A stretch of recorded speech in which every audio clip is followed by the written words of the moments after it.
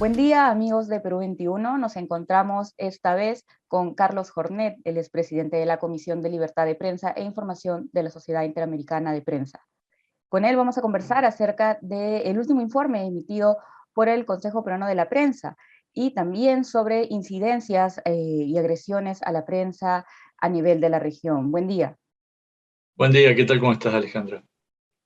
Recientemente, en esta semana, el CPP emitió el segundo informe del año sobre la libertad de prensa en Perú y hubo algunas observaciones por parte de la institución en las que señalan dos cosas principalmente. La primera, que el gobierno sobrepasó al Congreso en ser el principal agresor a los medios en Perú. Y la segunda, que también es muy importante y está relacionada a la transparencia, de que el gobierno de cierta forma limita el acceso a la información que debería ser de carácter público. ¿Cómo recibe la CIP este informe del Consejo de la Prensa Peruana? Bueno, con mucha preocupación y con mucha dedicación venimos trabajando, siguiendo la realidad de Perú desde antes del proceso electoral, todo el complejo proceso que llevó hasta las elecciones y el aún más complejo proceso luego de las elecciones y hasta que se definió quién era en definitiva el presidente de la República.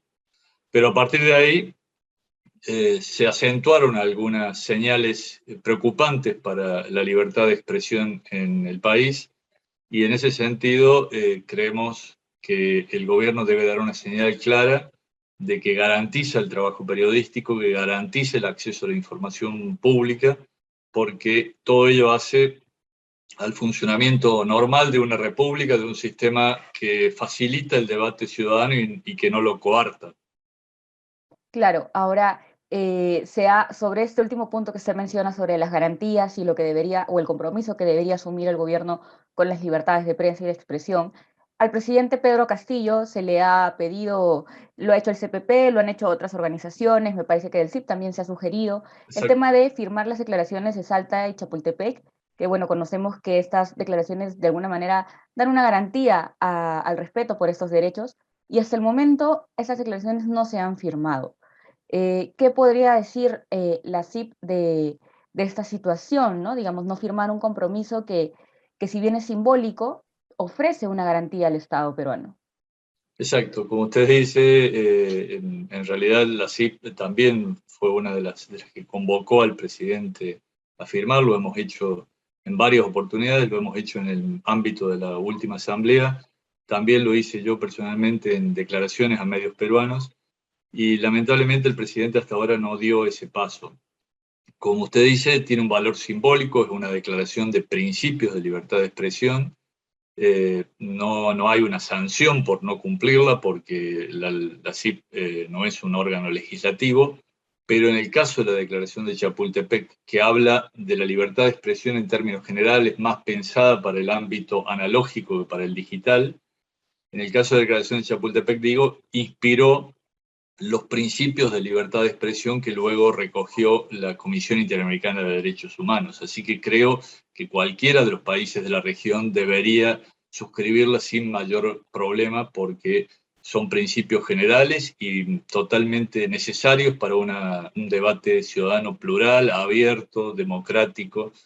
Realmente nos preocupa que no se firme eso y además una serie de señales. Libertad de expresión, siempre lo pensamos así, no es solo poder decir lo que se piensa, sino hacerlo sin sufrir represalias. Y muchos periodistas han venido sufriendo ataques físicos, estigmatizaciones de funcionarios públicos, y claramente el gobierno debería dar garantías de que aquel que piense distinto, aquel que opine críticamente sobre la gestión de gobierno, no será estigmatizado por ello. Nos preocupa además que muchas mujeres sean las víctimas de esas estigmatizaciones, con lo cual se agrega un sesgo de género. Eh, Creemos que debe haber un compromiso pleno con todos esos valores que hacen un derecho humano esencial, que es pensar en libertad y poder decir y escribir libremente aquello que se piensa, insisto, sin sufrir represalias. Creemos también que el gobierno debe dar garantías de que no se va a perseguir penalmente al periodista que cuestione a un funcionario. Y eso lamentablemente también está ocurriendo en Perú. Y finalmente, que no se va a intentar controlar los contenidos periodísticos.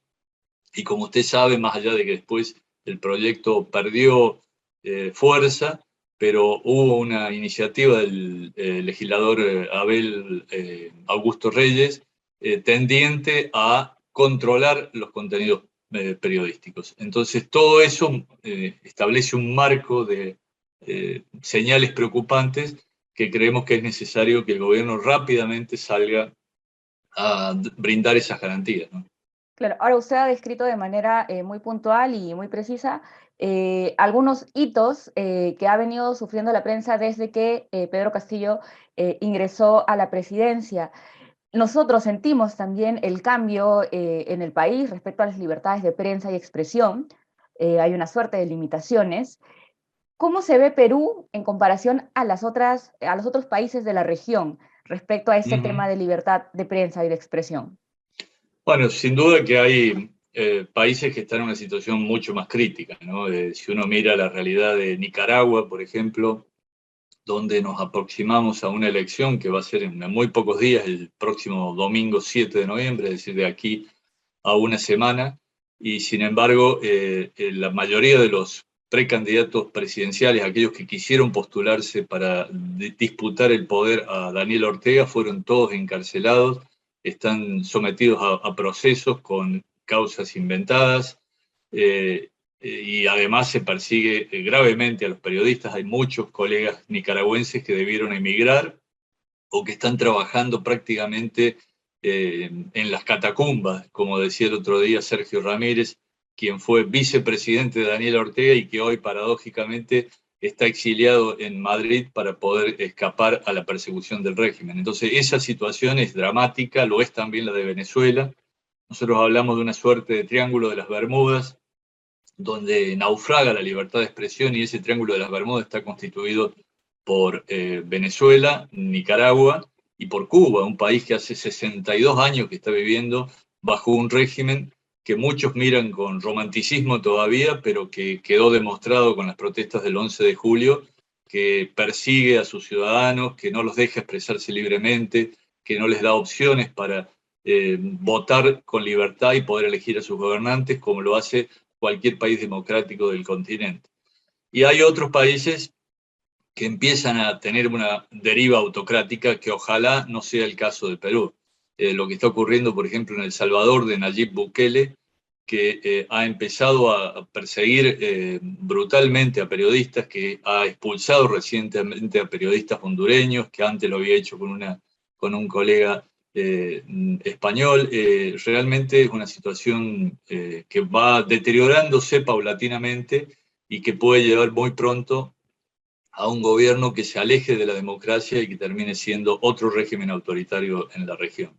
Claro, y eso es muy interesante, ¿no? Cómo va de forma escalada el tema de la represión a los medios y la prensa, ¿no? Desde su comisión, ¿podría dar usted algunos indicadores de cómo saber si un país está yendo hacia este triángulo de las Bermudas que usted menciona? Sí, claramente se comienza hablando de la prensa como enemigo del pueblo, ¿no? Es decir, se la comienza descalificando a medios, a periodistas. Primero se la toman con algún medio en particular o con algún grupo de medios en particular, pero luego se avanza contra descalificar a todo aquel que se atreva a cuestionar el poder, porque el poder es la patria y todos aquellos que lo cuestionan son la antipatria, ¿no?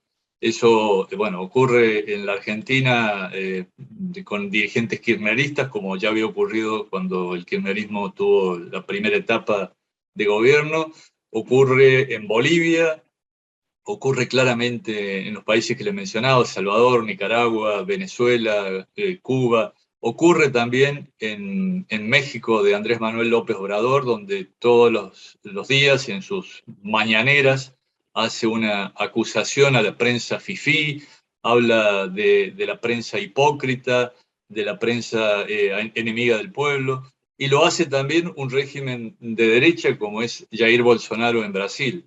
Pero bueno, no debería extrañar porque también lo hizo Donald Trump en Estados Unidos, ¿no? Utilizaron todos prácticamente el mismo molde, el mismo esquema de confrontación. Paradójicamente, lo decíamos el otro día, Donald Trump imitó a los gobiernos populistas latinoamericanos, algunos de izquierda, como digo, otros de derecha, y luego fue aval a su vez de que estos gobiernos siguieran por la misma senda, porque ya en la principal democracia del continente se había aplicado esa práctica sin mayores consecuencias, más allá de todo lo que terminó siendo el fin de mandato del gobierno republicano de Donald Trump. Claro, ahora hay un punto que me llama bastante la atención sobre este mecanismo, ¿no? Este molde que vienen usando algunos países, y es que en Perú, le comento, en esta última semana, el nuevo gabinete de ministros está pronto a pedir la confianza del Congreso para poder gobernar, ¿no? Uh Esto -huh. quiere decir que están explicando las propuestas, están tratando de convencer al Congreso.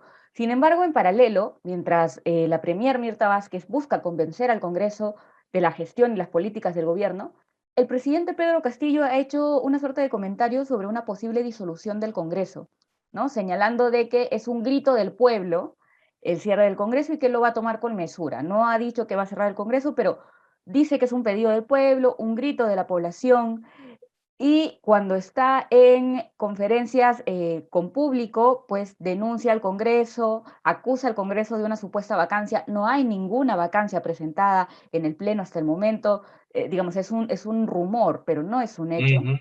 Y él viene asusando a la población, que ha hecho un par de manifestaciones en la capital y al interior del país.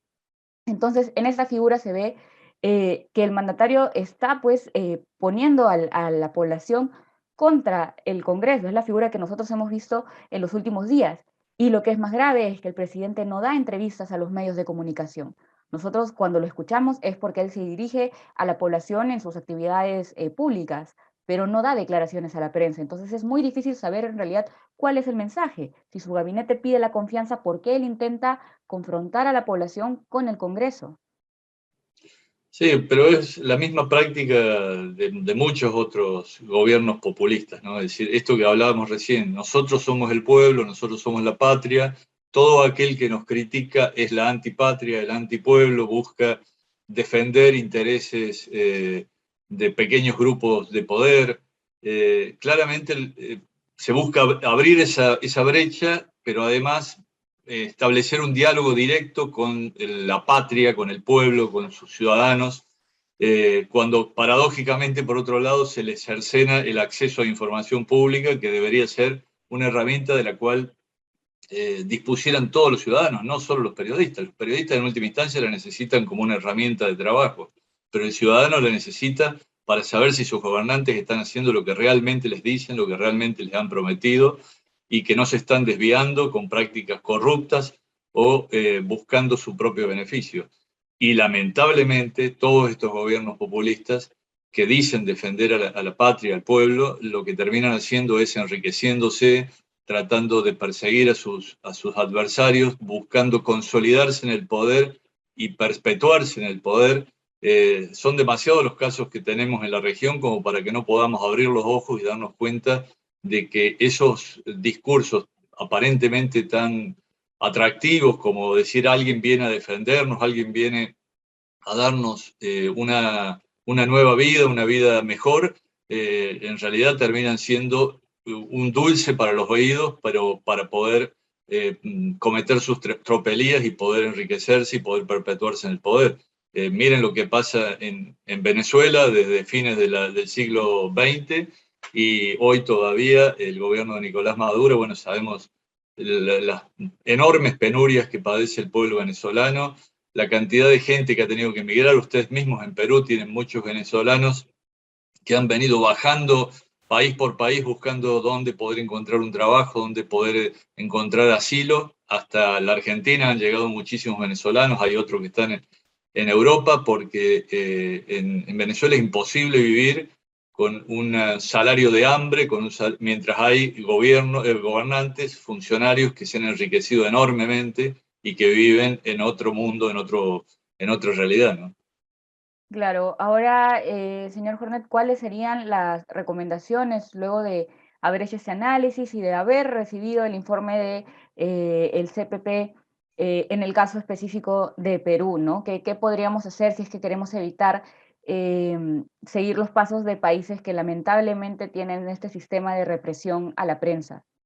Y no solo la Estar, prensa, sino, como usted menciona, información que es de acceso público para la población, o debería ser. sí, exactamente. Por un lado, estar muy alertas, muy atentos, no quedarnos con iniciativas de ley o propuestas de gobierno que suelen tener títulos rimbombantes, pero que lo que buscan es solamente censurar, acallar las críticas. Eh, Confiar en los organismos internacionales. En el caso de la prensa, la CIP hace un seguimiento permanente de esto. Tenemos herramientas como el índice Chapultepec, que se acaba de presentar y que todavía no refleja esta delicada situación de Perú, porque se hizo desde julio del año pasado a agosto de este año, pero seguramente vamos a ver un deterioro si es que el gobierno no da señales claras de garantía. Y también confiar en otras instancias como los organismos internacionales, la Comisión Interamericana de Derechos Humanos, la Relatoría de las Naciones Unidas, la UNESCO. Hay organismos que hacen un seguimiento muy puntual de lo que está pasando con los derechos humanos en general y con el derecho humano a poder expresarse en libertad en particular. La Relatoría de la Comisión Interamericana de Derechos Humanos, por ejemplo, la situación de Nicaragua, de Cuba, de Venezuela, la vienen siguiendo con mucha preocupación, manteniendo permanentemente medidas cautelares para aquellos que son perseguidos. Y bueno, y por otra parte, con un gran compromiso ciudadano de decirle a sus gobernantes que por más que se les prometa el oro y el moro, lo que se busca es vivir en libertad y construir un futuro mejor, para lo cual la participación ciudadana es fundamental, y que además los medios de comunicación somos una herramienta para facilitar el diálogo. Cuando en un país hay libertad de expresión en forma integral, lo que hay también es pluralismo, la posibilidad de escuchar distintas voces, y sobre todo que esas voces nos permitan llegar a la información real, no la que nos quieren vender gobernantes que dicen defender al pueblo. Es decir, en la medida en que el pueblo tenga medios de comunicación fuertes, va a tener esa posibilidad. Las redes sociales son una herramienta de libertad de expresión ciudadana, pero no construyen la posibilidad de hacer investigación en profundidad, de descubrir hechos graves que estén ocurriendo, porque eso lo hace la actividad periodística, gente como usted, Alejandra, y con muchos periodistas peruanos que seguramente tienen formación profesional, saben cómo buscar información, cómo contrastarla, no difundir desinformación como muchas veces ocurre. Entonces, si se descuida a los medios de comunicación, en realidad el pueblo se está comenzando a suicidar en su posibilidad de tener una participación ciudadana plena y una posibilidad de conocer lo que realmente ocurre en las instancias de poder. Perfecto, señor Jornet. Yo le agradezco que haya estado con nosotros aquí en Perú 21 y vamos a seguir muy atentos, de todas maneras, las políticas que este gobierno implemente respecto a la libertad de prensa y de expresión. Muchas gracias. Y ojalá realmente que el gobierno comprenda esta realidad y que termine firmando las declaraciones de Chapultepec, que como le digo, para el ámbito analógico, tradicional, y la declaración de Salta, que exprese eso mismo para el ámbito digital. Esperemos. Muchas gracias. Hasta pronto.